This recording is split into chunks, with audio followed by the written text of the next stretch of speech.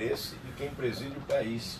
Por isso a reforma política só ocorrerá se nós elegermos um presidente da República mudancista, com coragem realmente de propor reformas importantes e liderar esse processo. Constitui aí uma comissão de especialistas longe do Congresso para evitar o corporativismo, não é?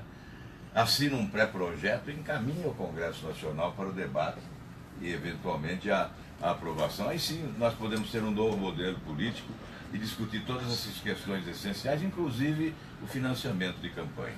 Senador, eu tenho dito aqui, eu acho que há um ano, reiteradas vezes, que esse modelo que nós temos, e não é só nós, a gente verifica que outros países estão passando por crise também, esse modelo presidencialista, essa forma de gestão, ela parece que já venceu. Como tantas vezes no mundo, algum modelo termina vencendo. E a minha sensação é que a gente não tem um outro modelo para colocar em prática. Não é o presidencialismo que fracassou.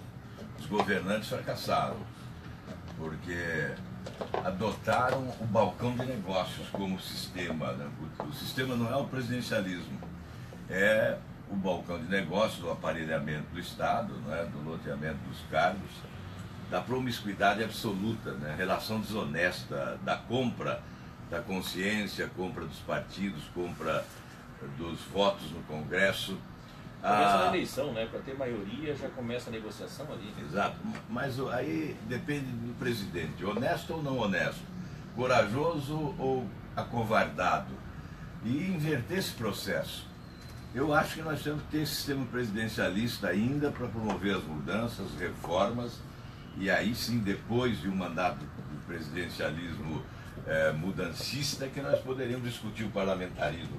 Mas sem partidos, com as siglas que temos hoje, com essa sopa de letrinhas, né, no Congresso, sem redução do número de partidos representados no Congresso Nacional, como se pode implantar o parlamentarismo? Então é essencial a substituição desse sistema. Eu tenho dito que é uma espécie de refundação da República que há de se fazer. Substituir esse sistema por uma relação republicana com os poderes e, sobretudo, uma relação competente com a sociedade. Um presidente que tenha capacidade de promover reformas, mas com autoridade para se comunicar com a população e convencê-la de que essas reformas são necessárias, fundamentais e são a favor das pessoas e não contra elas. Se você obtém o apoio da população, você terá o apoio do Congresso, porque o Congresso corre atrás, não rema contra a correnteza. Hoje é o contrário, tentam ganhar o Congresso a qualquer preço, comprando, e depois tentam ganhar a sociedade. Aí é um pouco tarde, né? Porque a sociedade repudia essa relação promíscua, que é uma verdadeira usina aí desses grandes escândalos de corrupção que nós estamos assistindo no Brasil. Olha, ontem, me corrija se eu estiver errado, senador, utilizando um recurso de impugnação de matéria estranha no final dos 47 do segundo tempo, o Senado retirou 2 artigos dessa... E o que remete a um passado não distante, reiterado, condenado por todos, inclusive, que é o quê? Que é a possibilidade da pessoa se autocandidatar com todos, pode financiar totalmente a sua campanha, com recursos próprios, e aí se favorece quem tem mais dinheiro. Teve o Dória lá que colocou praticamente 2,7 milhões na campanha dele. Se fosse só isso. Foi muito bem, o declarado. Que a gente só pode falar do declarado por enquanto. Tá que nem pode contar. Se fosse só isso, estava bom. Não é que nem delação que você pode falar o que quiser, você tem que falar e provar. Então, não se remete ao mesmo do mais, e aí nessa questão de sociedade. Isso a sociedade já pediu há várias décadas que não. Até onde se escuta a sociedade quando se faz essas medidas assim? Nós chegamos ao fundo do poço em matéria de credibilidade, né? Financiamento público existe praticamente em todas as democracias do mundo. E não existe o financiamento exclusivo, né?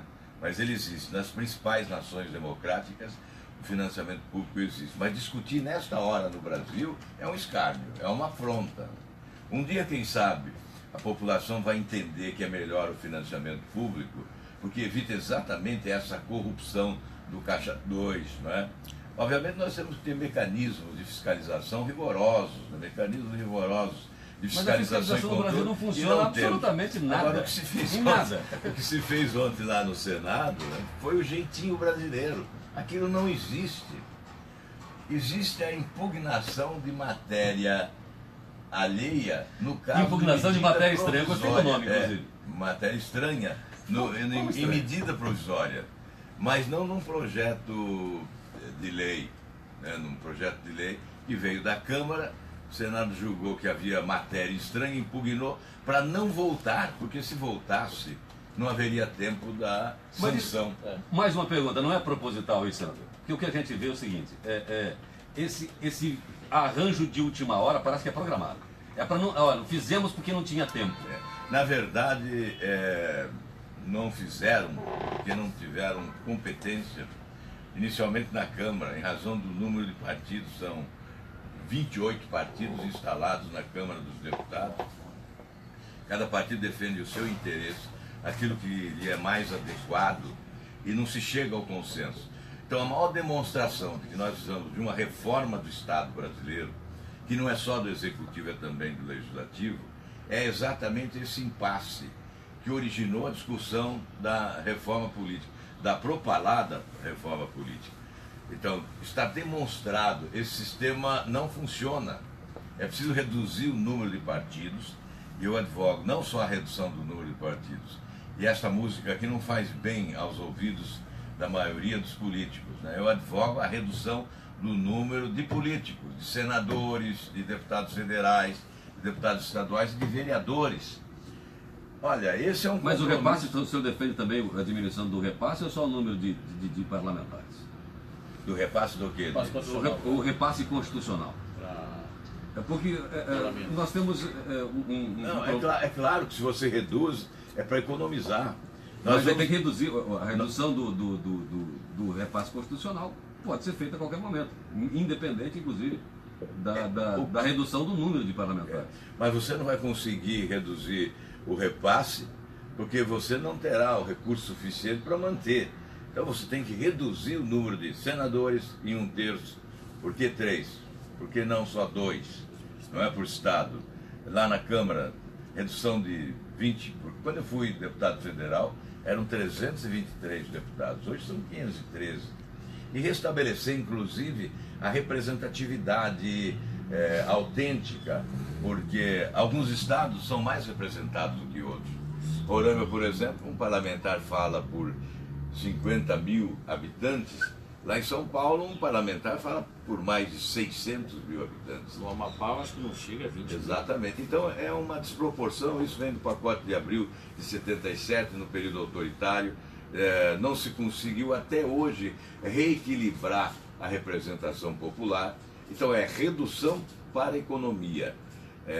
Obviamente, quando se reduz, se qualifica também. Se torna a competição mais exacerbada, mas certamente nós teremos um legislativo mais qualificado. Agora, a economia é brutal, não há a menor dúvida, porque aí tem o desdobramento, né, das despesas. O que a gente discute bastante é o seguinte, não basta você diminuir só o número de parlamentares se você não diminuir o valor repassado ao poder. Mas isso porque claro. Continua, vai sobrar mais dinheiro. Aliás, não é só esse repasse, nós temos que rever os orçamentos públicos, todos os orçamentos. Há distorções agigantadas aí, repasses exagerados.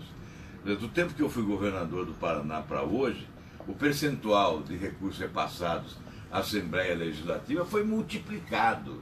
Da mesma forma aos outros poderes, como o Tribunal de Contas, como o Tribunal de Justiça. São recursos que foram sendo multiplicados ao longo do tempo. E isso, evidentemente, nos exige, né, uma revisão dos orçamentos, desses repasses chamados repasses constitucionais. 6h57, nós vamos no intervalo comercial, voltamos na sequência. Estamos entrevistando o senador Álvaro Dias, do Podemos.